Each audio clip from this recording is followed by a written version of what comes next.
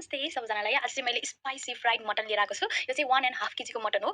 नलीको हड्डी हो है, फेरि पुरै हड्डी नै हड्डी छ। र यहाँनिर मैले 1 केजीको मटन फ्याट लिएर आएको छु, तर फ्राई गर्दाखेरि चाहिँ धेरै जस्तो पुरै पग्लेर गयो क्या। अनि मैले जति बाँकी छ त्यति नै लिएर आएको छु। अनि आलु भुजेरी खानासँग यस्तो मिठो हुन्छ। र ग्रेभी भयो, यहाँनिर सलाद पनि छ।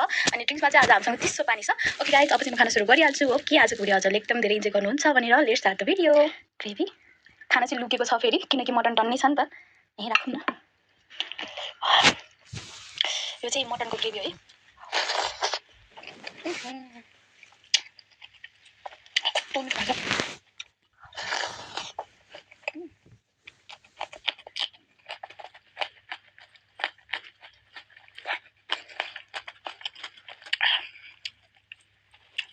बुसो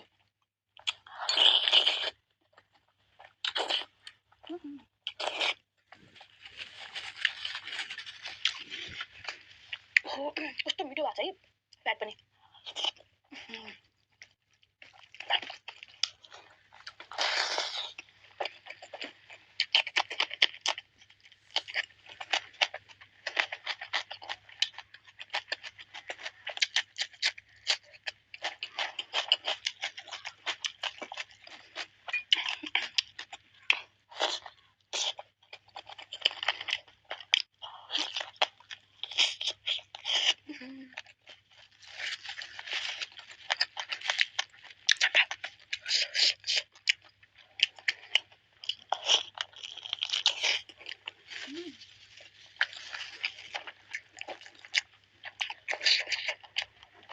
कस्तो ठुलो पिस हो।